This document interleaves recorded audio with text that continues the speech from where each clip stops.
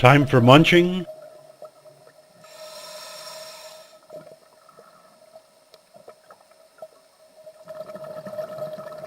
and mating.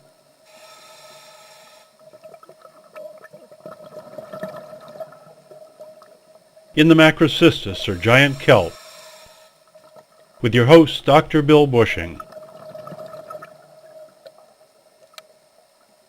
One of the best things about my job is that when I go to the office, I don't have to wear a tie with my suit. Wetsuit, that is. We're back to take a look at several sharks, perhaps the most maligned group in the marine world. Today we are going to cover the blue, leopard, and soup-fin sharks here in Southern California waters. Now join me.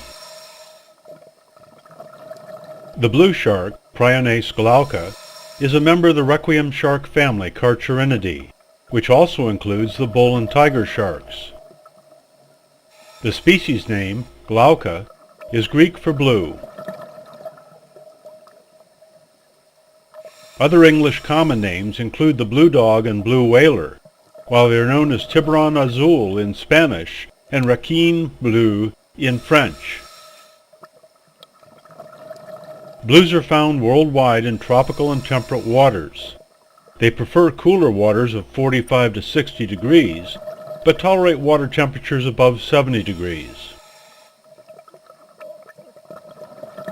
In the Pacific Ocean, they migrate to the cooler, higher latitudes in summer and back to the lower latitudes in winter. In temperate waters, they are often near the surface, but in the tropics, they generally seek cooler, deep water down to 1,150 feet. Blues can be identified by their dark blue dorsal surface, blue sides, and white ventral area. They have a long pointed snout,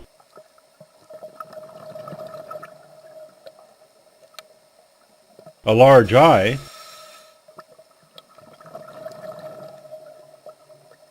long pointed pectoral fins, and an elongated caudal or tail fin. The largest blue on record is just over 12.5 feet long, but they are rumored to reach up to 20 or even 25 feet. The largest officially weighed in was 528 pounds, but they generally run 300 to 400 pounds. Blues are believed to live more than 20 years. Although present year-round in Southern California, they are somewhat more abundant in summer. Most of the individuals here are juveniles. A 4-foot blue is about 3 to 4 years old. Blues are a mostly pelagic species that rarely comes near shore except around islands surrounded by deep water. However, here off Catalina, they may venture inshore at night, even to the edge of the kelp forests. They were nicknamed wolves of the sea because blues are often found in schools, which may be all male or all female.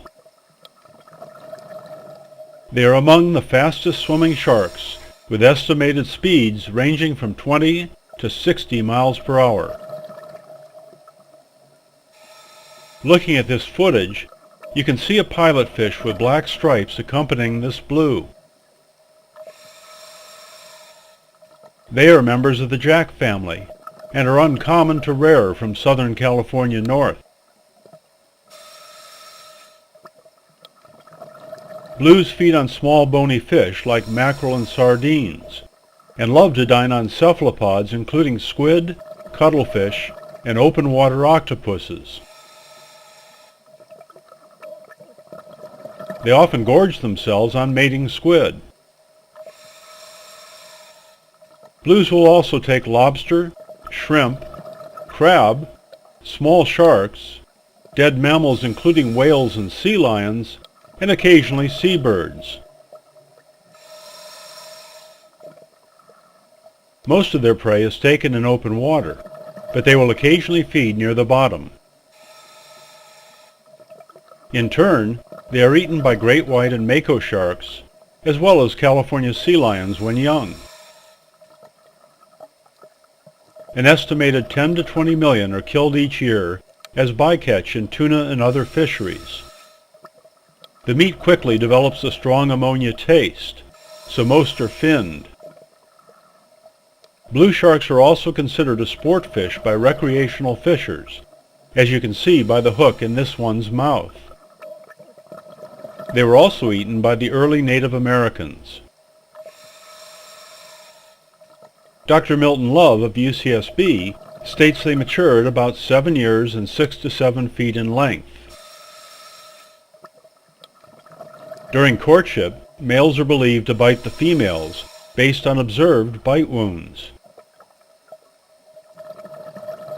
The females develop skin 3 times thicker than the males for protection from these love bites.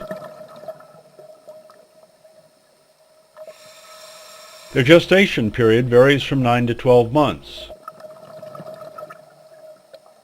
They give birth to live young, which hatched internally and were nourished from egg yolk sacs. Litters may average 25 to 50 16 to 20-inch pups, with the largest litter recorded at 134. This makes them very prolific breeders for sharks. They grow rapidly, perhaps due to being born in open water where there is little protection from predators.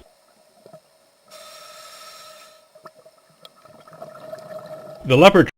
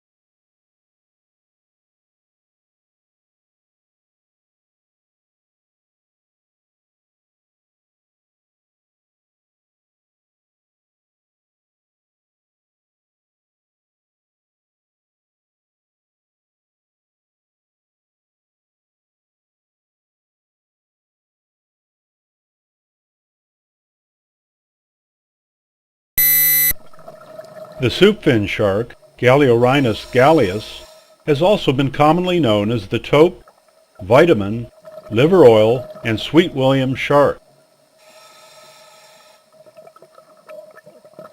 Linnaeus first described it as the taupe shark in 1758.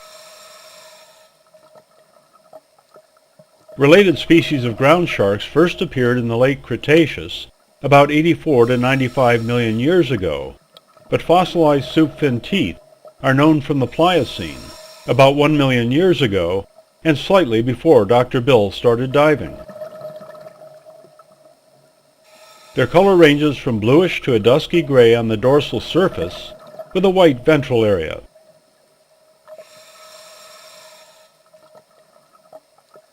The large notched upper lobe of the caudal or tail fin is a major feature for identification of the species. Juveniles may have black markings on their fins.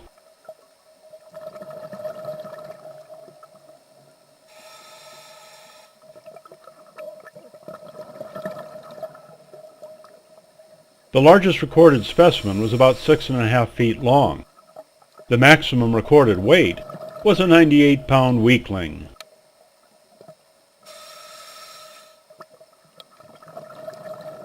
Soup fins are known from the Atlantic and Indian Oceans, as well as the Mediterranean, in addition to our own Pacific waters.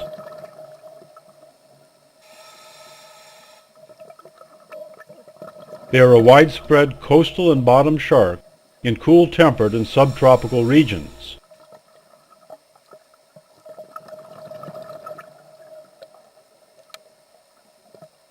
These sharks may also be found in pelagic waters well offshore and were reported maximum depth of 3,600 feet, although many reports list depths about half that.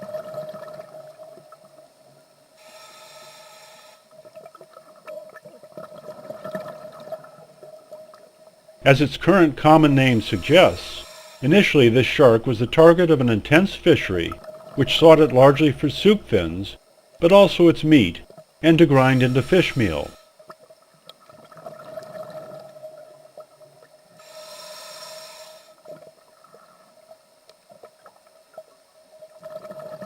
In 1937, it was discovered that their livers were among the richest sources of vitamin A, so they were intensely targeted for the liver oil, a major source of the vitamin during World War II.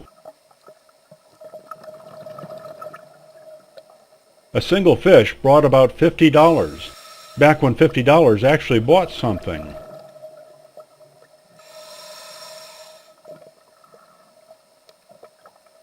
This fishery peaked from 1936 to 1945, but collapsed when vitamin A was synthesized in a lab in 1946.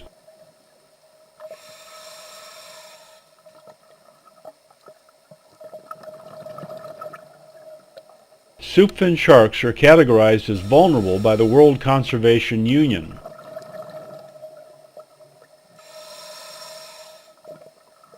Current threats include gill netting and longlining, as well as destruction and siltation of nursery habitat in coastal waters. California's ban on gill netting in state waters may have assisted in their apparent resurgence here.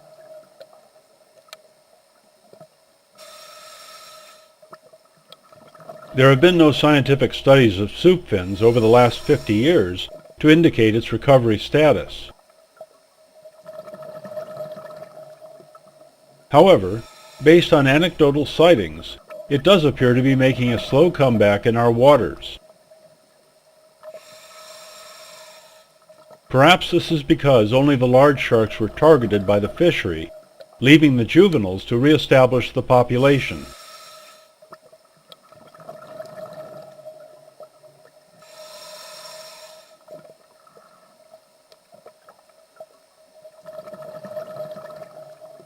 Soup fins feed on pelagic and bottom fish such as sardines and mackerel, cephalopods like squid and octopus, crustaceans including shrimp and crab, echinoderms such as starfish, sea cucumbers, and sea urchins, and worms.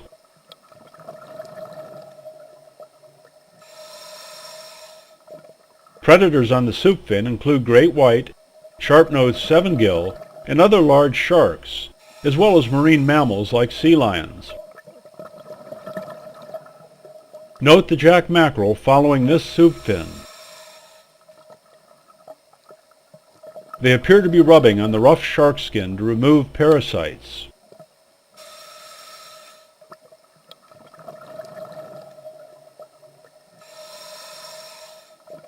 Like other members of the order Carchariniformes, which includes more than half of all shark species, the soup fin possesses nictitating eyelids.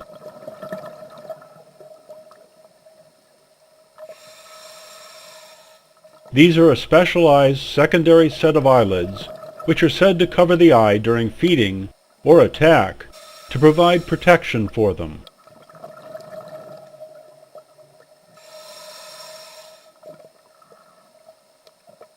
Based on tagging studies, soup fins make extensive migrations. In higher latitudes, they move towards the poles in summer and back towards the equator in winter. These fish are capable of swimming about 35 miles per day.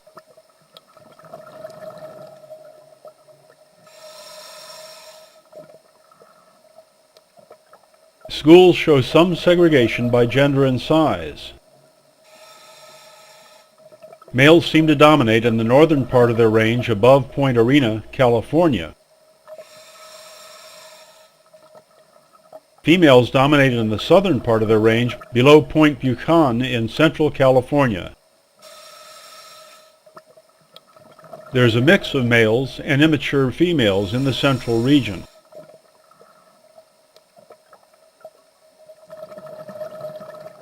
Soup fin females are sexually mature at 10 to 15 years and 4 to 6 feet. The males are mature at 4 to 5.5 feet. Males appear to breed every year, but females may do so every 1 to 3 years, depending on the region they live in. There seem to be defined pupping and nursery areas, often in shallow protected bays and estuaries.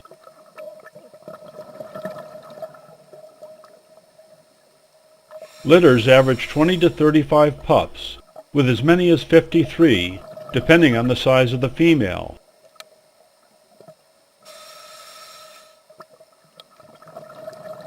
The gestation period is about 12 months.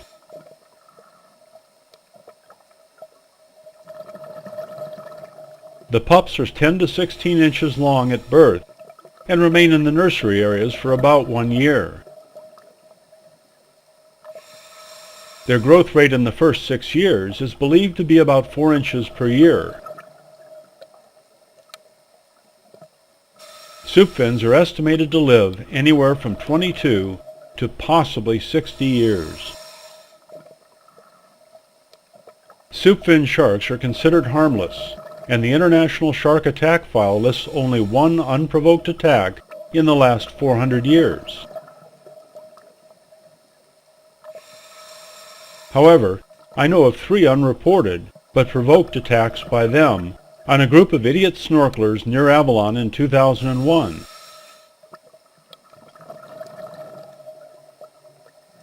These bozos had attempted to grab the shark's fins, and the sharks reacted in self-defense.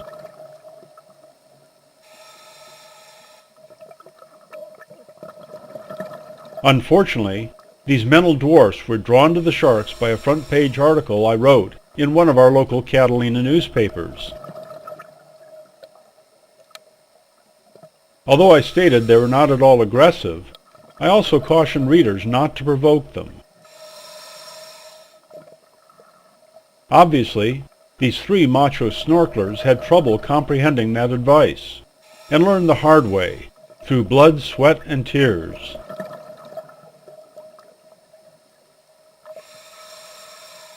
Since my audience here is far more intelligent than they were, should you encounter them, I'm sure your experience would be a far more positive and exciting one.